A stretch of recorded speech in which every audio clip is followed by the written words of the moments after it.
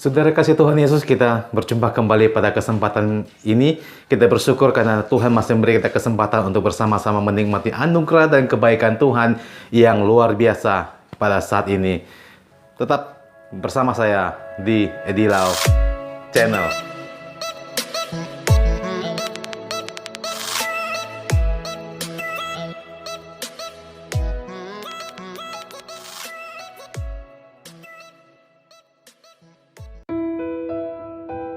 Saudara yang kasih Tuhan Yesus, kesempatan kali ini kita kembali akan bersama-sama belajar firman Tuhan.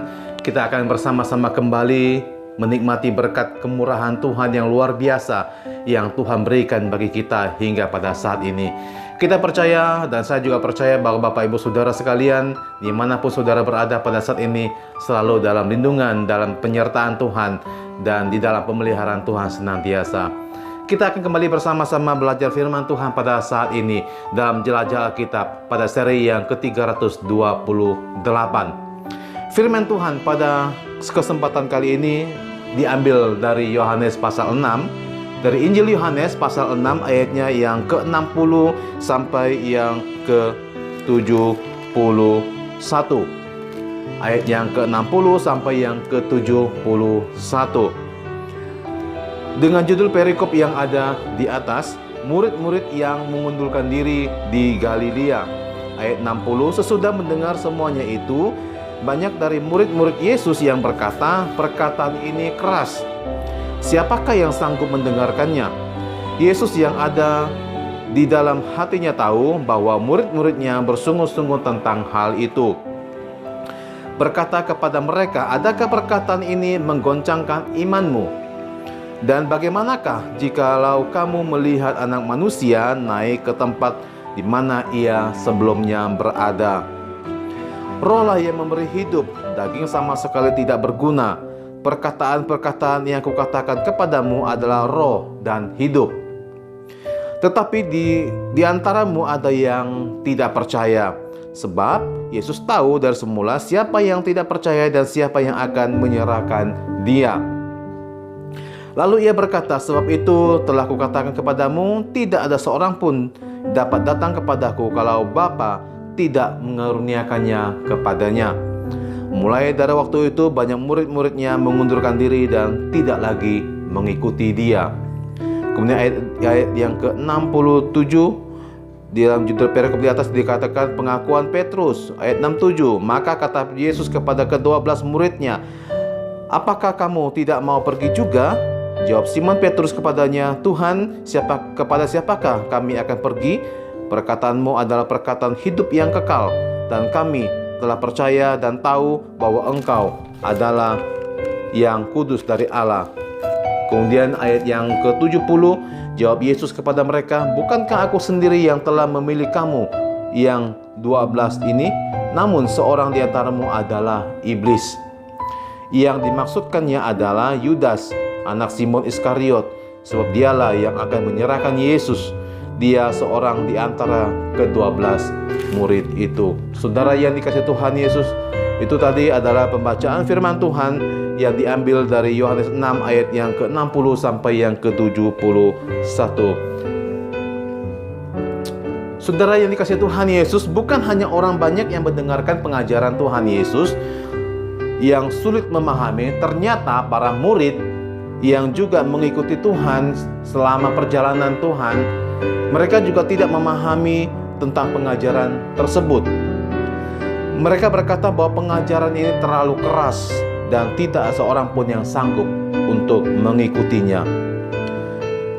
Yesus mengetahui bahwa murid-murid bersungguh-sungguh dengan semua pengajaran yang baru saja disampaikan oleh Yesus itu. Yesus mengingatkan mereka untuk mulai berpikir tentang kerajaan yang akan datang itu. Yesus menginginkan para murid memikirkan perkara-perkara sorgawi, yaitu kehidupan yang sebenarnya. Siapa yang tidak bisa memahami perkara-perkara sorgawi atau rohani, mereka tidak akan hidup benar di muka bumi ini. Itulah sebabnya Tuhan Yesus mengatakan bahwa daging sama sekali tidak berguna pada ayat yang ke-63. Bukan roti dan daging yang memberi hidup, tetapi roh.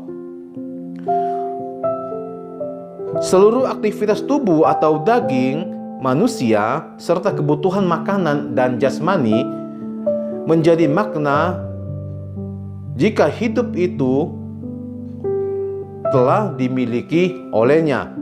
Hidup yang sejati adalah hidup di dalam pengenalan akan Yesus Kristus yang benar dan penuh kasih. Jika seseorang tidak memiliki hati yang mengasihi Tuhan, maka makanan jasmani itu juga tidak akan berguna bagi dirinya. Yesus berkata bahwa apa yang dilakukan itu semasa Yesus masih kecil, Yesus mampu melakukan hal-hal yang lebih besar. Yesus kemudian bertanya kepada mereka, bagaimana nanti jika mereka melihat Yesus naik ke sorga? Jika mereka percaya dengan perkataan dan pengajaran Yesus itu, maka mereka akan memiliki hidup. Tetapi Yesus juga berkata bahwa di antara mereka ada yang tidak percaya kepada Tuhan. Mulai dari waktu itu banyak murid-muridnya, malah banyak dari pengikut-pengikutnya mulai mengundurkan diri dan tidak lagi mengikuti Yesus. Mengikut Kristus adalah sesuatu yang berat bagi mereka pada saat itu, terutama karena mereka tidak tahu maksud dan tujuan dari pengajaran Tuhan Yesus itu sendiri.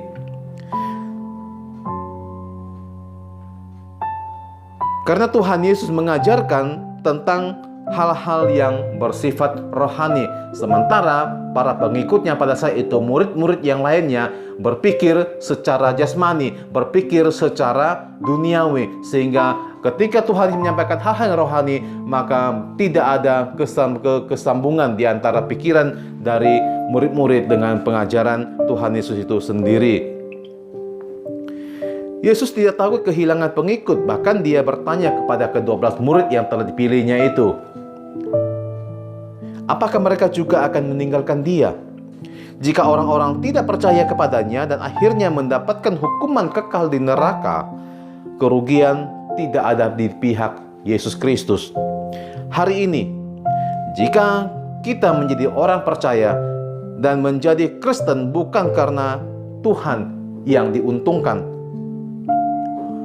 bukan juga gereja yang diuntungkan, tetapi percaya kepada Yesus adalah demi keselamatan jiwa saudara dan jiwa saya. Supaya apa? Supaya kita semua bisa masuk dalam kehidupan yang kekal, yaitu sorga, kehidupan yang kekal.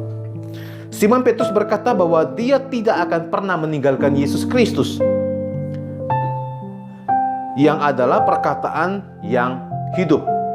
Mereka juga mengaku dengan iman bahwa mereka percaya bahwa kepada Yesus Kristus yang adalah yang kudus dan yang benar dari Allah. Tetapi ada seorang murid yang disebut iblis karena dia tidak percaya kepada Kristus. Ayat yang ke-64. Karena Yudas Iskariot tidak percaya kepada Yesus, maka dia tidak ditarik oleh Bapa. Yesus membiarkan Yudas ikut dia dan memberikan kesempatan kepada Yudas untuk bisa percaya kepada Yesus Kristus. Tetapi dia menetapkan dirinya untuk tidak percaya kepada Tuhan. Sekarang adalah bagian kita. Apakah kita percaya dengan sungguh-sungguh bahwa Yesus adalah Mesias dan Dia adalah Tuhan itu sendiri? Jika kita percaya, maka kita akan memperoleh hidup yang kekal. Tetapi jika kita tidak percaya kepada Kristus, maka kita akan mengalami yang namanya kematian kekal. Saudara, pilihan ada di antara kita. Pilihan ada di hidup saudara dan di hidup kita. Apakah kita memilih hidup yang kekal dengan percaya kepada Kristus Yesus yang adalah Tuhan dan yang benar dari Allah, atau kita memilih tidak percaya dengan kehidupan yang dengan kematian kekal di neraka? Maranatha, Tuhan Yesus memberkati kita semuanya.